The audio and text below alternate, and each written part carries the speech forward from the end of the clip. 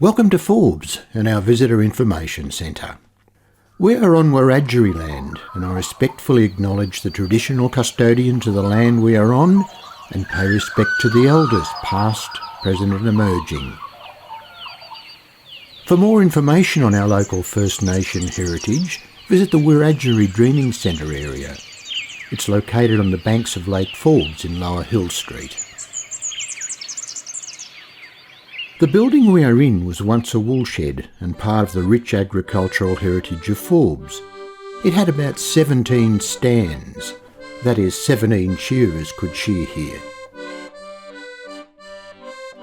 Our district was home to many large sheds, including the biggest shed in Australia, if not the world.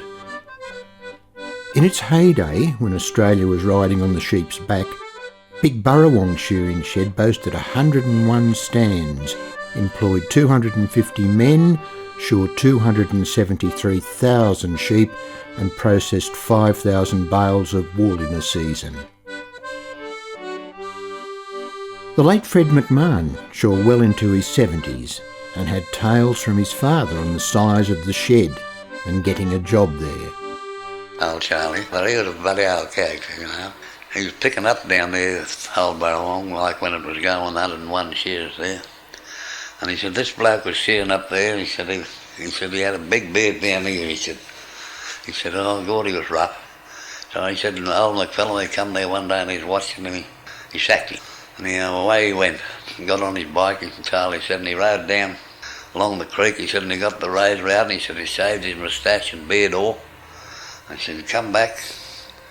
He went up to old McFella, and he said, I believe you're looking for a shearer, Mr. McCullough. He said, yes, I had a sacker bloke up there a while ago.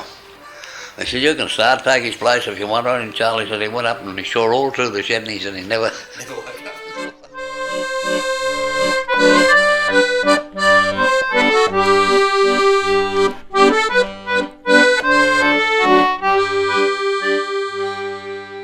Sheep and cattle still play a major part in the Forbes economy, and it is well worth a visit to our selling site, the Forbes Livestock Exchange. This up-to-date facility is a far cry from our earlier sale yards. This old shearing shed was originally part of the Tregolana estate and was moved here in the 1970s as part of an open-air museum, the Lachlan Vintage Village. The village was an authentic recreation of Forbes as it would have been in our 1860s gold rush era. It was opened by the then Prime Minister Gough Whitlam in 1975. Ladies and gentlemen, boys and girls, I now declare open the Lachlan Vintage Village.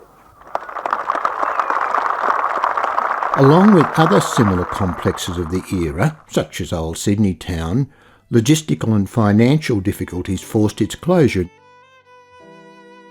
However, for many years it was a significant part of Forbes and Australia's tourism and outback life. Even though the Lachlan Vintage Village has gone, Forbes still has vibrant and significant reminders of our unique regional past. This site was, and still is, the gateway to our history, heritage and folklore. This whole section of land we're on is a heritage area and was the site of one of the most productive mines of the 1860s gold rush era on the Lachlan goldfields. This was the Britannia mine. At that time, Forbes had a population of about 30,000 people and was very multicultural, with people from just about every country in the world here. With the gold also came the bushrangers, including Gilbert, Gardner, O'Mealy and of course Ben Hall. Forbes had very close connections with them all. The Forbes Cemetery is the resting place of two of the best known names in Australian bushranging history. Within 100 metres of each other are the graves of Ben Hall and Ned Kelly's sister, Kate. Where else in Australia can you find the graves of two of our best known bushranger dynasties, Hall and Kelly? Indeed a unique experience. There are also unmarked graves of several of the very important and significant black trackers who assisted the police. Plaques and information boards are displayed where both Ben and Kate met their demise. The spot where Kate Kelly drowned is not very far from where we are now, and her fascinating story is documented there as well. Just ask our friendly staff for directions to the spot. More information on all our heritage sites can be found at the Forbes Museum in Cross Street. It's well worth a visit.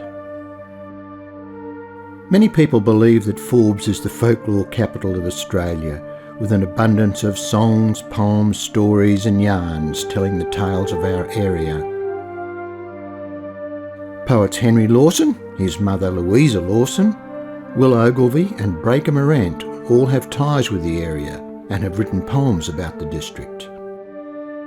The Streets of Forbes is perhaps the best known folk song in Australia and has been recorded by many well-known recording artists, both in Australia and overseas.